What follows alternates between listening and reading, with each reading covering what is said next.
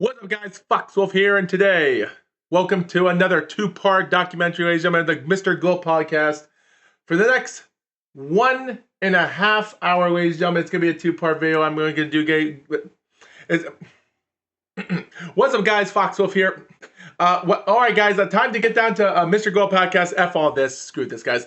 Okay, two-part documentary, guys. Today, guys, as of today, it's already, as of this recording, it's already the 7th of March and the 8th of March as a two-part podcast video, ladies and gentlemen, for the next 90 minutes, which will be 45 minutes for each podcast, ladies and gentlemen. It's going to be episode 47 and episode 48 of the Mr. GLOAT podcast. As of right now, guys, it's going to be a little bit of a different topsy-turvy here. And even though I'm not reviewing anything in part one, ladies and gentlemen, I'm already going to put out a little bit of an announcement here, ladies and gentlemen. Now, considering I'm almost close to my 50th episode of the Mr. GLOAT podcast, I am 2 weeks away. We are 2 weeks away from the 20th of March, which is the first day of spring.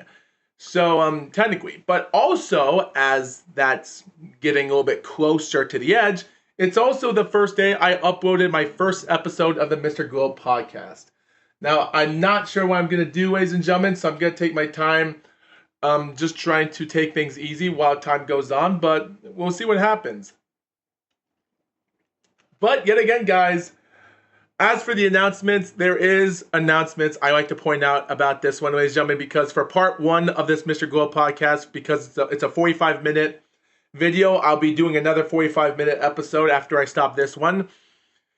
Because mostly this update is just out of crazy town. So, ladies and gentlemen, as trying to understand everything going on right now, as we get forward to other boxers in the division, I did not know about this until last month ago, ladies and gentlemen, realizing about the weight difference. And guys, around March, the first week of February, in the middle of the second, almost a month ago, it stated that Terrence Crawford, on February the 10th, 2025, on the online site of athlonsports.com, stated that Terrence Crawford has revealed that he has weighed 186 pounds as he prepares for his September the 13th showdown against Canelo Alvarez.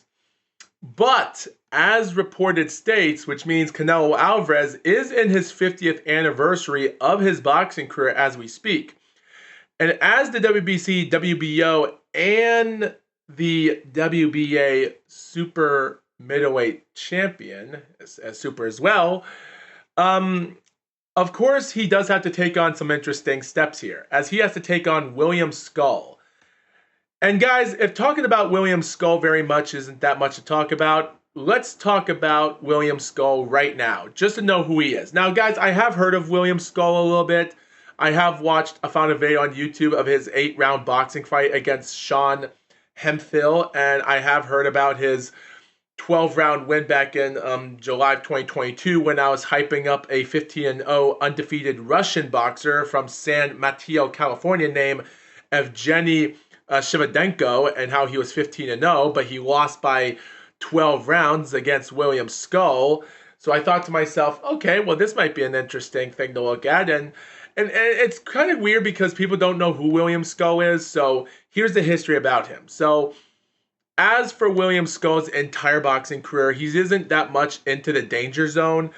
His amateur boxing career only gives him no more than just one professional fight, and that is in 2012 by a 3-round retirement loss.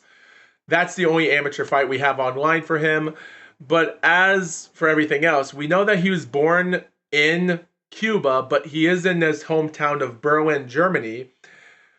But as of right now, hearing about it, William Skull has also been bringing out other things, because he's only been boxing from several countries in his entire boxing career. Because since November the 11th, 2016 to mostly August the 25th, 2018, he's fought not 3 times, not 6, but 9 fights in Argentina. His 10th professional fight would be in Germany in November the 10th in his first fight, and And his 10 professional fights around 26 years old, that's just, at this time, was taking on a bunch of nobody. Like, he did take on one guy in his ninth fight that was 7-2. So his career didn't go anywhere that interesting until his 11th professional fight. He went back to Argentina on March the 15th, took on a little bit of a journeyman type dominant opponent, easy win. And then his 12th win, he goes back to Germany, wins another fight in June the 15th. And then a month later, on July the 20th, he takes on a 14-1 fighter named Horacio Papeshi for the South American super middleweight title, which he won by round 6 of TKO. So when you look at that, that was like 13 professional fights. And this would be his last fight in Argentina, because after this, 13 professional fights, and he has ranked up not 1, not 2, not 3, not 4, not 5, not 6 professional knockouts. Yeah, like he's ranked out 6 knockouts. And even though at this time he would still win some fights by knockouts, but it wouldn't be against a lot of great opponents. But by September the 21st, 2019, he would be resident in Germany for the entirety. He takes on a journeyman fighter, picks up another 8-round win, gets a round 4 KO after a full 11-month hiatus on August the 28th, 2020, because of the COVID thing. He wins it. And then in February the 27th of 2021, he takes on an 8-3-2 fighter, not much of a good fighter to talk about, but he wins the IBO International Super Middleweight title by domination, 12 rounds. First 12-round decision fight. He comes out 3 months later, retains the Super Middleweight title by round 2 KO, and then he gets his 9th and final knockout against a guy named Deneb Diaz in November of 2021 for the IBF Latino Super Middleweight title. But at this moment, as said before, the next year of 2022, he takes on the 15-0 Russian Evgeny. Didn't expect him to win that fight. And then in November, he takes on a journeyman fighter and wins, only to take on another nobody fighter again in October of 2023. It's like after his 15-0 fighter, which was his best win of his career at that time, he took a long years of hiatus into himself until May the 4th, 2024. He goes to the T-Mobile Arena in Las Vegas for Tom Brown, Canelo Alvarez, and the Eddie Reynoso promotion with Tom Brown matchmaker from DAZN pay-per-view, and it was actually for the Jaime Munguia and Canelo Alvarez undisputed fight that same day. And even though William did took out Sean in round 5 by a knockout and then won the last rounds by points decisions by 3 judges giving him a unanimous decision, there was not a lot of trust about his career. Yes, he had an undefeated career. He was 22-0, but yet again, I really can't say much about that other than he was competing as best as he could. Like I said before, he won some super middleweight titles from South Africa, IBO International, IBF Latino. It's just, even by the end of that time, there was a lot of hard changes there, but I can't say much about that other than there was nothing left he could have done, because at this moment, he was ranked in the IBF around the time, and people were questioning a vacancy, and shockingly enough, Canelo vacated his IBF title, and by October the 19th that year, he takes on Vladimir Shishinskin, a 16-0 fighter from the country of Russia, living in Florida, and surprisingly, William comes out. And even though I wouldn't say his performance was that much good to talk about, but yet again, I wouldn't really say it was a fight to be remembered. I wouldn't really say that. Like, yes, when watching the fight and highlights and such, he did took out a couple good rounds in the fight, like in round 1 and round 2. I did saw a good domination round 9, round 10, and round 11. And even though his opponent did dominate him hardly, like he did win a close round 3, round 4, round 5, round 6, round 8, and of course round 12. And even though round 7 was a close round for Williams, so I gave it to him. So I had the scores 114 and 114 even. But other judges had it differently. Like even the official score tellers at the time had 115 to 113 for Skull. One judge had it the same way, but the others had it 116 to 112, 116 to 113, all by unanimous decision. William. Still, I couldn't really tell much about how much of his boxing has been since, but yet again, as an IBF champion, he did earn the ranks. He was in the top ranks. He did win an IBF belt. He did manage to hold himself really perfectly well in the fight as best he could. So I really couldn't say that he had much to offer. Like, he won a piece of the title, which is good. But the problem was, like I said before, like he still took on some good competition, a couple good undefeated fighters in 2022 and 2024, and an interesting win in T-Mobile Arena last year ago. So I wouldn't really say that he was forgotten. It just seemed like people just didn't think much of him. Like he was a Cuban fighter, but just like David Morrell or Luis Ortiz or Frank Sanchez, Cuban boxers aren't always that much good, but they're still tough fighters to look at. So you can't underestimate them as much. And when you have Canelo Alvarez saying that he doesn't know much about who this person is, but I'm not going to fight him. But now guess what? We're going to fight him on May the 3rd in Kingdom Arena in Riyadh, which is going to be the first time that William is going to fight in that venue, which is also going to be the first time for Canelo to fight as well, because for the entirety of his career, he's been fighting in America and mostly during the start of his career since 2005. Even from 2010 barely and a little bit of 2011, he's only fought in Mexico. Even when he started fighting in America in 2010 during the start of his career and fought more often since. The only time he ever left America at the time was back in 2023 when he fought against John Ryder back in his country of Mexico.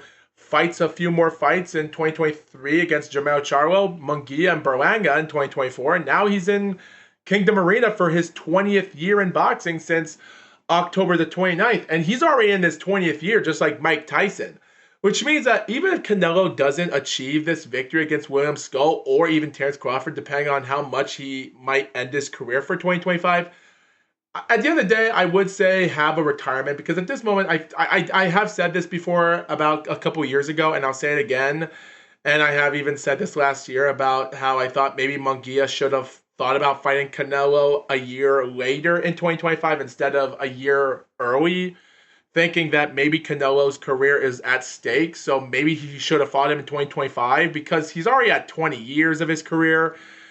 And Canelo Alvarez, keep this in mind, since his win against Callum Smith in 2020 in December, he retains the belt against Anthony Yildirim, Billy Saunders, Caleb Plant, 3 title defenses, and he was undisputed. Loses it against Dimitri Bivol, which was light heavyweight, Gennady Golovkin, not much of a rematch, and Johnny Ryder. And I was thinking at that time of 2022 and 2023 with Jermell Charlo, he had 6 straight title defenses at that time. So I did question a little bit of problems there. But after the Munguia and Berlanga win for his 8th title defenses, because he's already at 8 title defenses, which means he's already at stake for trying to defend the super middleweight titles 10 straight times. And this is his 9th title defense. So if he does have a chance to defeat William Skull, he can still create history. Even though Artur Beterbiev did not achieve 10 title defenses a couple weeks ago because of his failure of winning the rematch against Bivol, this might suffer as a result for Canelo Alvarez. Now, is that at stake for him? He's already at 20 years of his pro, and he's already in his mid-30s. And if his career comes to a bad end in 2025, I still say he still reigns supreme as a great fighter in Mexico. Not better than, to be honest, guys, when I say about Canelo Alvarez in his boxing career, or as the Mexican fighter of all of Mexico, Mexico's greatest fighters, I wouldn't say Canelo Alvarez is the greatest than Julio Cesar Chavez, or even Salvador Sanchez, which might be the greatest of all time, or even Marco Antonio Barrero. Like, keep that in mind. Like, keep that in mind. I wouldn't say that he's better than Ricardo Lopez, considering he was actually a minimum weight fighter, or even Emmanuel Navarrete, which he's still in boxing today. Okay, so I don't know much about that, or even Antonio Margarito, which yeah, I think he's better than him because let's not talk about that cheater. But you get what I mean. There is a lot of moments that Canelo Alvarez might think that he's the greatest, and even when you look up on BoxRec and look up all male boxers and all pound for pound retired fighters of the greatest in pound for pound in Mexico, Canelo Alvarez is number two, one behind Cesar Chavez. So who knows? Like, and even though Chavez only spent 25 years in boxing since 1980 to 2005, so does Canelo have enough after the end of 2025 to have 5 more years left until 2030? Good luck if he wants to do that, but at this moment, it looks like he came out of the. The thing is, Canelo Alvarez stepped out of the shadows in his first pro debut since Mike Tyson retired months ago, and he was from 1985 to 2005. So I'm like, why not just have Canelo Alvarez just win out the fight against William Skull? If he does, oh, good job. And if he does get a luck win against Terrence Crawford, if he depending on his weight difference, considering he's 5'8", but who knows, because Clarissa Shields went through that weight as well at 170 pounds. So let's try to make sure that Terrence Crawford can get that weight down to 168. But if Canelo does win those two fights this year, in May the 3rd and in September with Terrence Crawford, I can just say hang up the gloves there and just call it retirement while you're in your mid-30s. It's probably the best to protect your health. Because at this moment, we should just call it quits. Even if he fails to win against William Skull or even have a fight on with Terrence Crawford, who knows? William Skull can put out an upset victory, taking out former undisputed middleweight champion. And even though if Canelo Alvarez can bring out an unbelievable win there, it can still be amazing for the heck of it.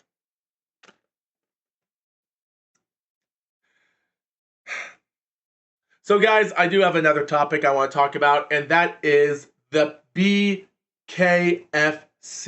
Bare Knuckle Fighting Championship. Now guys, I don't want to say that I want to review that as much. Like, even though I am watching some of the fight on my TV screen on Roku TV right now as I'm watching it, and I'm already watching Arnold Adams having a title out fight in BFKC 25 as I'm watching this on TV right now just to kick some time talking about this information. And I do gotta say, I'm not saying that bare knuckle boxing is safe to talk about. Yet again, they do have, like, title fights are like 5 rounds, 2-minute rounds. So it's like you have 10 minutes of competition, 5-minute, 4-minute water breaks.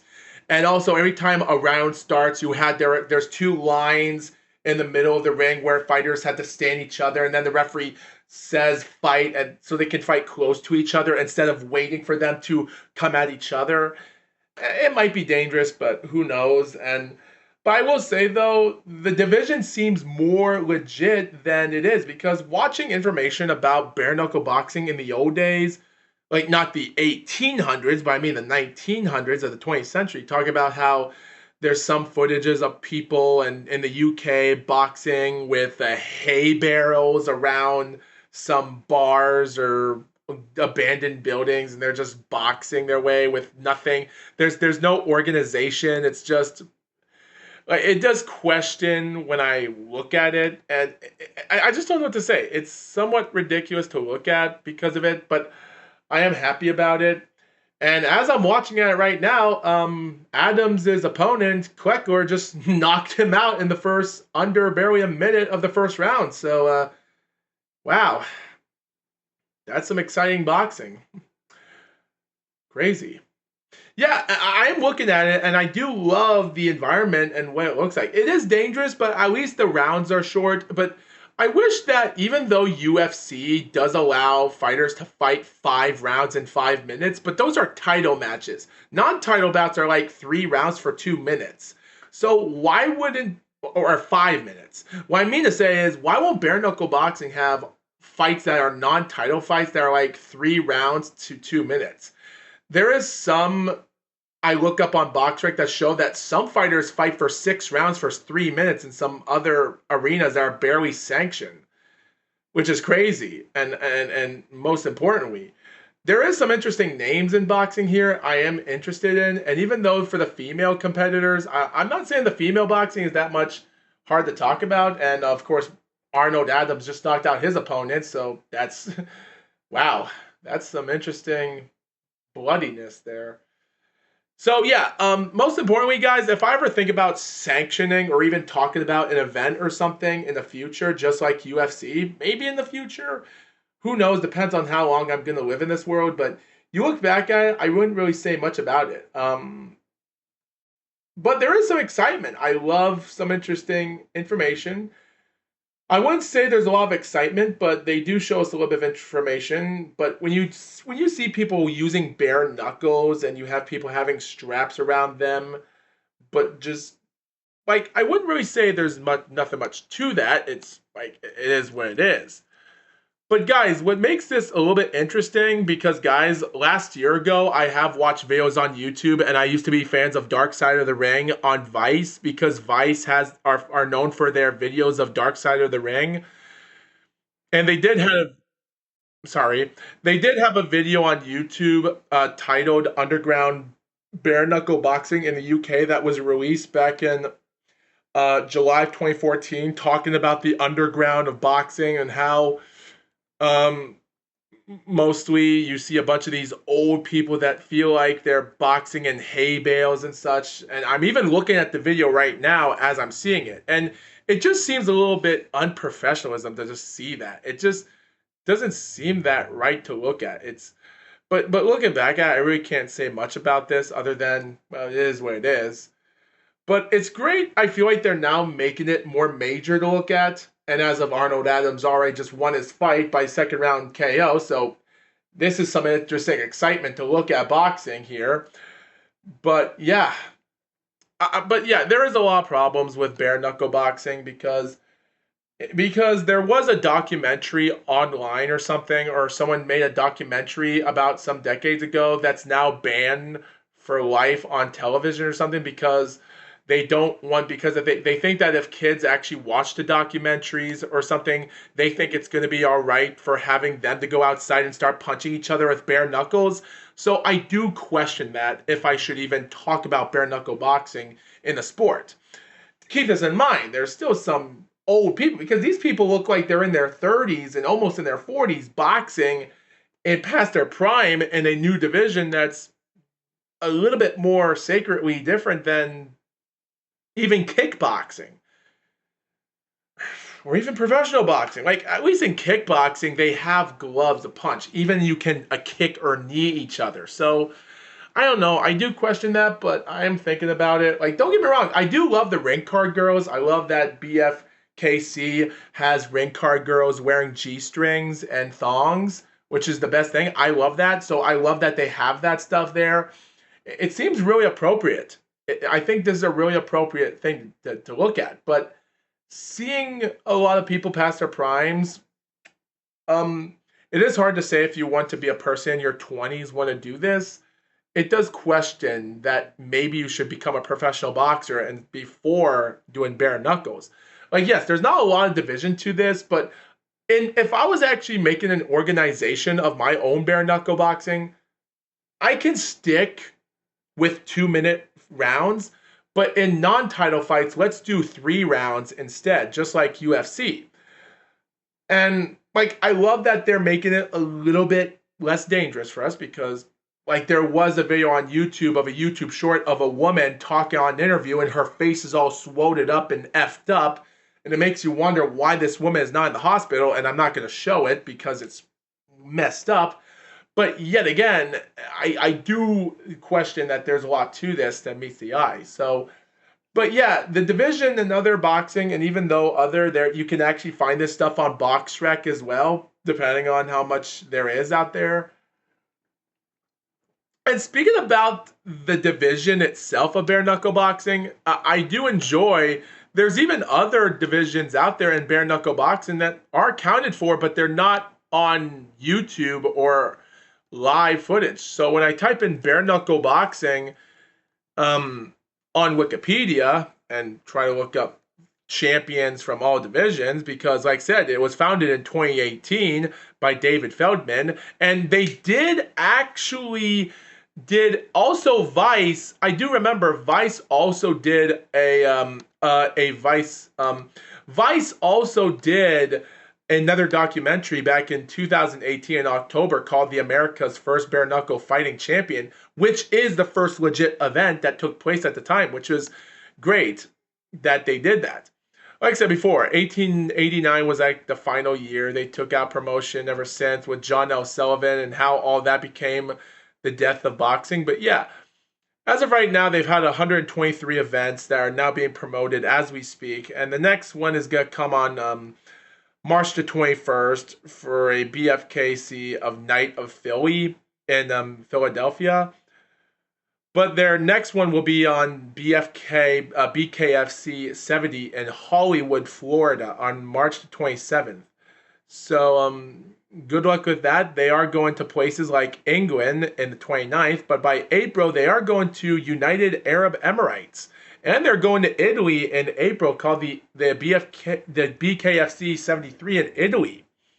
So it seems like they're actually making a good success rate because they first started back in 2018 fighting in places like Wyoming, Mississippi, Canton of Mexico for the USA versus Mexico. They did have some interesting champs back then, but there is a lot of interesting things that we're looking at here because when I look up current champions, we have Ben Rothwell, this guy that's 43 years old, didn't get much as a martial artist as much, but still, he has a record of a kickboxer with 3 wins, but nothing much there. Just like I said, like you even have women's champion like Britain Hart or Christine Ferre. There's no undefeated females in bare knuckle boxing, unfortunately.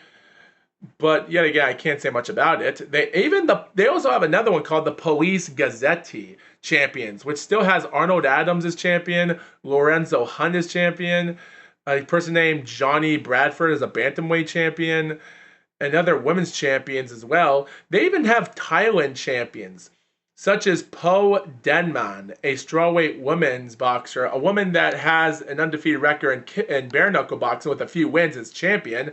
And her next fight is coming in a few days in pro boxing, but her career hasn't been that good because she already suffered her first loss in Korea back in 2021. So I don't think of her much as a contender anymore. So yeah, nothing much there, sadly. And they even have BFKC in UK right now with Carl Thompson as cruiserweight champion. Oh yeah, and in Thailand they even have another person named Singh Nasak, a light heavyweight champion in Thailand. Ellie Shepard as a featherweight. Elias is a featherweight in the UK. Even as a heavyweight in the European champions is a person named Aggie Faulkner as a heavyweight champion last November, a few months ago. And you can even look up these names on BoxRec when you just type in rankings, type in any weight class you look at, click on Pro Boxing, just click on BK Pro, and it'll take you there to boxers that are there. And there is some records out there with Ben Rothwell, undefeated, 4-0. And look, there's actually a 8-0, 1 no contest fighter from Poland that's number 1 in the heavyweights, which is weird because I don't know much about his career other than he's boxed in Poland. So yeah, all I can say is there's nothing much I can say about this other than good luck. And as for Aggie Faulkner, it says that he's 3-0 undefeated in bare knuckle boxing, and his last fight was in November. And as of right now, he's how old is he?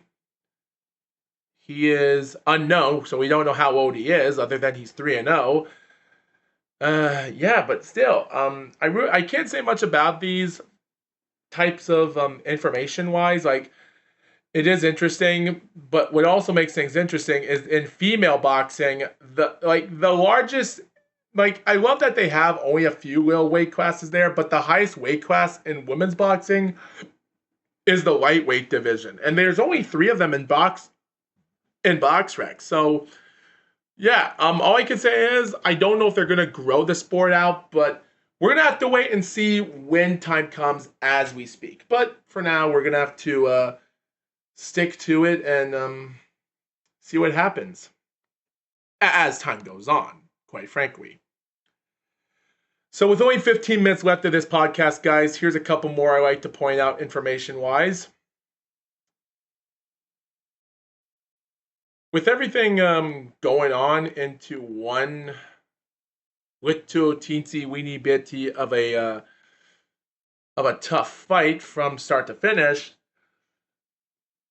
this one does play interesting as for some interesting stuff.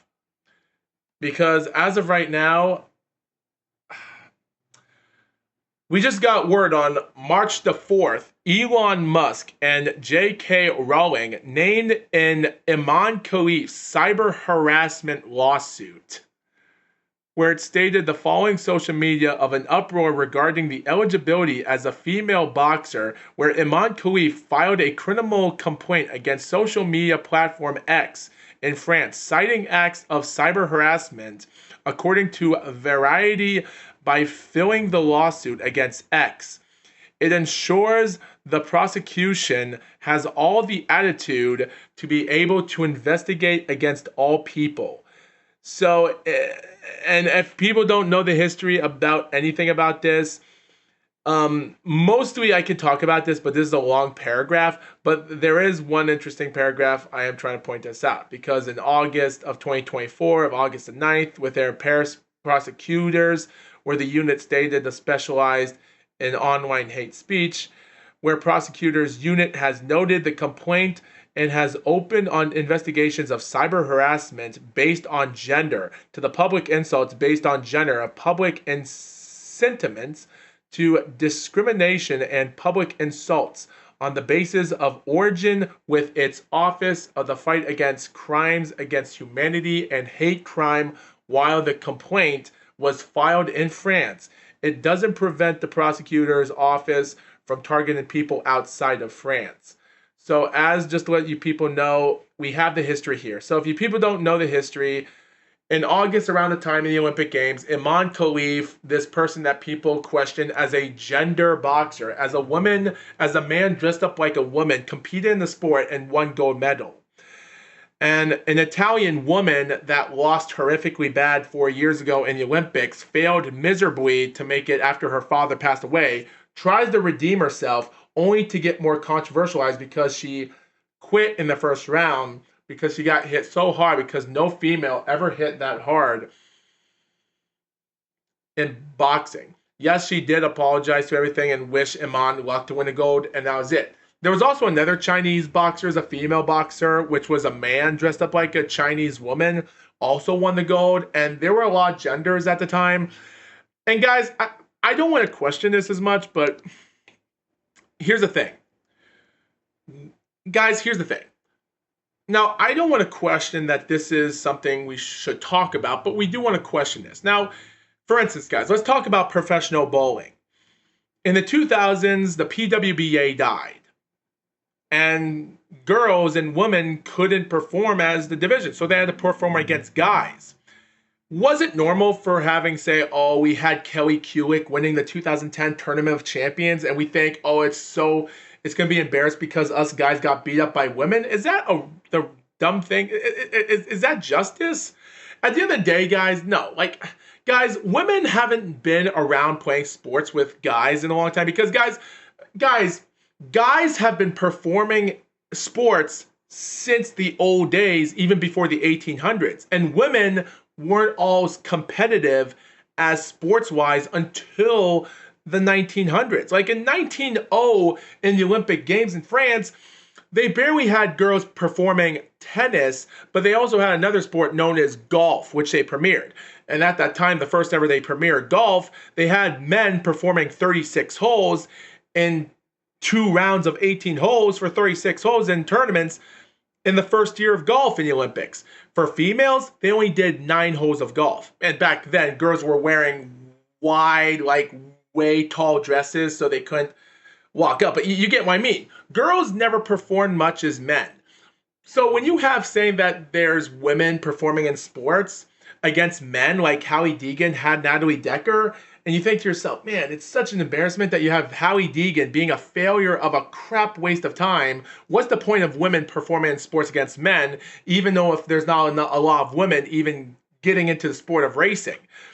yet again, it's going to be even worse. Like, girls don't perform sports as much. They're still new into a one generation because us men have performed a lot of sports even when we still had like sheep even before we were still naked, okay? Like back in the old days, that was it. Like I think people have to understand that sports has been around for a long time in the old days when us people were still wearing sheepskin or maybe nothing at all. So I think people have to understand that. So yes, is it even wrong for a woman to dress up like a man and then perform in boxing with the boys? That is a little bit too much. Like when I found a video online of realizing that there's a video on YouTube of a person talking about a man dressed up like a woman bald bald and a beard, and it said that the person's fourth professional fight ended in 30 seconds by first round knockout, but he couldn't find footage of it. And when I saw it, it made me puke. It made me puke. I do not condone women performing dangerous sports against men when it's combat sports. Yes, if it's professional wrestling, it's like, okay, well, if professional wrestling is just fun. Yes, it's dangerous because people do get hurt if we mess things up. But here's the thing, guys. It's like, I understand, like, people don't want females to perform in F1 or Formula racing or even NASCAR or even professional bowling with us guys as much because it's embarrassing to see women getting luck. It's like, if you have women like Lynn Grant from professional golf and she became the 2022 and 2024 Europe champion against the mixed competition against boys and how she won it twice in those years. And considering because she performed on the red tees and the men performed on the tees way back, like the blue tees, yes, it's unfair. And it's like, oh, maybe they didn't deserve to win because it's unfair. And yes, but at the end of the day, does it make things exciting? Well, it does. But at the end of the day, as long as it's keeping competition as strict as possible. Like, yes, we're making it too easy for the females. Oh, we have handicapped persons, which makes it more fun. And it's not like when I heard that Liz Johnson, professional PWBA bowler and also one-time PBA winner, performed bowling last month ago, and she finished second to last in division, even though she didn't take handicap. She just bowled for what she is. Like, she's past her prime, but hey, she's bowling for the fun of it. Yes, but if some girls out there, it's not like how I thought in 2024 of the PWBA, because guys, I did once made a statement of the PWBA talking about the 2024 season and how I said that Sin Wei Jane winning 4 tournaments in 2024, the odds of her almost entering in a PBA division and just performing and probably winning could make her confidence level there, because it's like we don't have a lot of competition in women's bowling right now, and even though the PWBA is going downhill so bad and they can't start until May the 10th, so of course it's possible that we have these females performing bowling early on against the big boys because they want to start. It's like, hey, if they make it to the TV finals, that's history. Great. And if they win, depending on if they're on the handicap or not, that's still amazing. It's not like how Daniel McEwen went out to a couple countries out of the United States in 2016 and 18 at PBA and won tournaments. So, okay, so it's not... Guys, here's my confury. Guys, this is what I'm trying to tell you people. I'm not trying to be hateful against the female or the male gender, how it's so unfair to say, yes, we should not have females perform bowling against the big boys in PBA. The thing is, like I said before, guys, the PWBA died in the start of the 2000s, and they couldn't perform bowling again until they brought it back in 2015. And the Women's World Series bowling thing was already there. And if girls want to perform bowling with the big boys, that's them. It's like, as long as they have time. It's not like how Carissa Shields is saying that she started sparring against guys in the gym. It's not like how there was a video on YouTube that she was sparring against one guy and the guy threw a power punch at her and it knocked her to the ground in sparring. I'm like, okay, it's embarrassing to see that, and it might have embarrassed Carissa Shields, but hey, if that gives Carissa Shields enough to continue getting punched that hard against a guy, maybe she has a chance to win more fights in the future. Because if Carissa Shields can try to take a punch from a guy hitting her like that, which yeah, not good. You shouldn't punch a woman, even if they say it's okay if they want to spar against men. Of course, the Shields wants to do that, fine. But if I'm going to throw a power punch, I might as well throw only 20% of that power punch, not a full lot to break your teeth in, even if you can handle it. If you can handle getting punched like that, then I'm sure you might get handled getting punched by other females that can't throw harder punches like us guys. I'm not saying that we're tough, but it can make the women tougher like Clarissa Shields. But I'm saying if you're saying you're going to have a female, like a female sumo wrestler taking on a male sumo wrestler, it just doesn't make that sense. Unless if that woman is trying to spar herself on competing in the women's sumo wrestling, if it's still a thing, then it can make them more tougher and more stronger to perform against the other females. So I think that's my point. But guys, here's the thing. Should boys dress up like girls and perform in Olympics or pro boxing? No. Should women dress up like men and perform in men boxing? That's borderline. I'm just saying, guys, we have to understand what we're getting ourselves into. And I think I'm trying to tell you people is that we should try to be more persistent on what we're looking at. And I know I'm not explaining this properly. I'm just trying to explain it that, well, in professional bowling, it's safe because we don't have to have someone throwing a bowling ball in someone's face because of it, because there's not a lot of beatdown, unless if you have to crunch a water bottle like Jason Belmonte, but let's not get to that. But I'm just saying, even though those sports are safe, it's not like when I saw the athletics of someone doing the 400-meter relay of 2 girls and 2 boys division, and there was a video online where it said that the boys and the women were going to run first and the women were going to run last, and other people on the other team decided to go women first and boys last, and all the boys in the final relay passed the woman and that woman finished last. It was embarrassing. And it just makes you wonder, oh, women suck. Dude, let's just not go there, okay? Let's not go there. I think what I'm trying to say is, and even though I'm a few minutes away from ending this podcast, all I'm trying to say is let's try to be a little bit more specific in the future. And let's just try to be a little bit more specific, saying that even though, yes, Howie Deegan, guys, in my mind, I believe that maybe Howie Deegan wasn't wrong with the wrong crew. She was with the wrong promoters, wrong owners, and this or that. And maybe that's why she failed. Because people didn't trust her. And there's a lot of degenerates online supporting because they're degenerates. And that's why she was getting a lot of support because of that. Not because of her driving, because she's a woman. It's that sick. It's sick to talk about that. So what I'm trying to say is I think we're just trying to be careful because boxing, MMA, and even bare knuckle boxing, and even a little bit professional wrestling has more dangerous stuff behind the line. Same as auto racing. And when you have females competing against the big boys, and even though there's not a lot of females performing in racing in the big leagues, except ARCA and other races, even though they're not that good because they can't be that consistent. But yet again, you can't say that, well, maybe one day we can still have a woman performing in NASCAR, and maybe we can have God bringing down God's nature of reigning in the track, and maybe they go to the halfway mark, you have a woman winning a race. It's possible. If it happened to Chris Buescher back in 2016 Pocono, why wouldn't it happen for Danica Patrick at the time? Maybe God just didn't want to give her nothing because racing is for men? I know. God doesn't do that. God doesn't do that. No. I'm just saying, guys, I'm just trying to take this apart that women's boxing in the division might not be that entertaining for a lot. People don't make a lot of money. Yes, you think that they should make a lot of money than us boys, but I think when you look at it, it's hard to watch the sport. And guys, even WWE was already dead for me back in 2011 when hearing about NXT Season 3 and having women rookie women and how that became just a waste of time. I barely went halfway, and then the WWE thing, the Cena, the NXT Nexus, yeah, that killed me. So it does question when you look at that, but I still find it entertaining because it's fun. But at the end of the day, is there more money to it?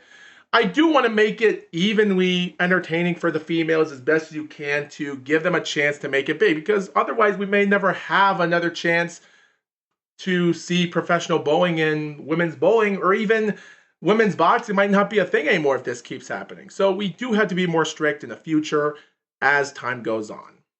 and I hope you viewers understand. And I'm going to take a break because my nose is starting to itch, so I'll be right back in another tomorrow so I can stop my nose from itching right now. But all I can say, guys, is we'll have to wait and see in the future, see what happens, and that's all I have to say about this. So thank you for watching, and I'll see you viewers tomorrow for the next podcast.